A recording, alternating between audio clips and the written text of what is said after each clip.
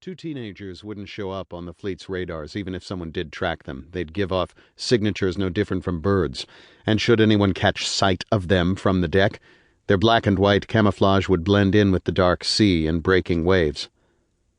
As Zasha neared the fleet, she felt her heart leap, knowing that the plan was going better than they had hoped. The flagship was the legendary USS Nimitz.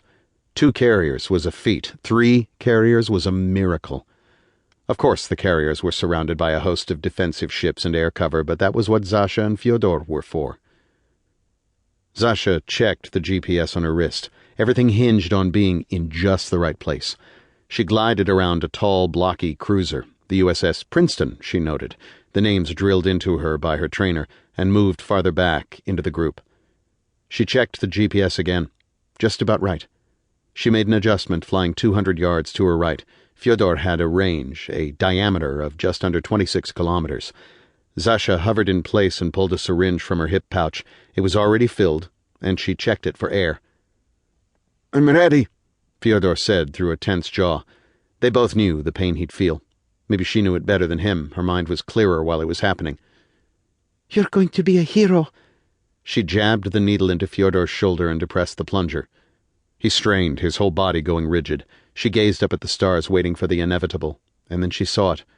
First 1, then 2, then 4 fighter jets fell from the sky, careening uncontrollably. Soon all the aircraft that had been flying above the carrier group were falling, followed by their parachuting pilots. One plane was in the distance, outside of Fyodor's range. It was foolishly moving back toward the group. A moment later, it began a sharp descent into the inky black sea. No parachutes emerged from that one.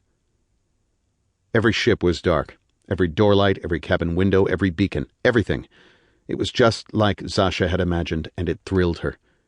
She checked her watch, an old wind-up one that didn't rely on batteries. Fyodor's abilities shut down anything with an electric current. She was right on schedule, which meant her backup wouldn't be far behind.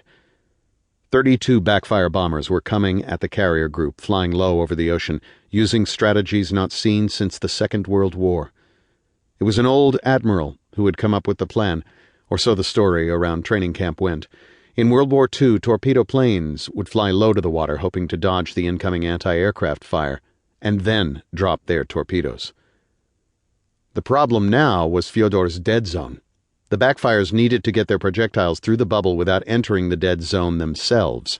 Fyodor's abilities did not distinguish between friend and foe. The backfires had been equipped with special torpedoes created just for this mission, long-range, accurate, and with an impact detonator. Each plane would drop 2 torpedoes without having to watch out for anti-aircraft fire. The only challenge was to aim. Zasha wondered what was happening on the American submarines caught inside the bubble. They'd be nothing more than steel pipes in the water, completely dark and powerless, drifting aimlessly. Their crews would have no idea what was happening on the surface. No sonar. Nothing. And then Zasha saw the first of the Russian backfires, screaming up and away, its torpedoes dropped. She checked her watch. The torpedoes had a range of 11 kilometers. 4 minutes, she said to Fyodor, even though she knew he couldn't understand. Or maybe he could understand, maybe he just wouldn't remember any of this. The sky was filled with backfires now, pulling back and turning away from the dead zone. One didn't make it. It pushed too far and came to a stop in midair, then began to spin down into the ocean. The first Russian casualty of the American War.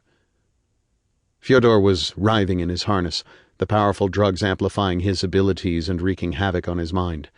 Zasha had sympathy for him, but his name was accurate. He was a gift from God, and a gift to be used. 2 minutes to go. She hoped the torpedoes would get past the ring of ships at the outside of the carrier group. For that matter, she hoped that the torpedoes would be on target at all. She knew the backfire pilots had been practicing for months, but it was a tricky maneuver, and trickier still under pressure. Somewhere in the distance, the backfires were reforming, opening their bomb bay doors and getting ready to drop heavy missiles. For just a moment, an instant, Zasha had a flicker of remorse. Or was it pity? More than 30 American ships, including 3 Nimitz-class carriers, 3 of the largest ships ever to sail the oceans, were about to be destroyed. It was easy for a backfire pilot to fire an anonymous torpedo and watch it sail away into the dark. It was harder to be among the ships.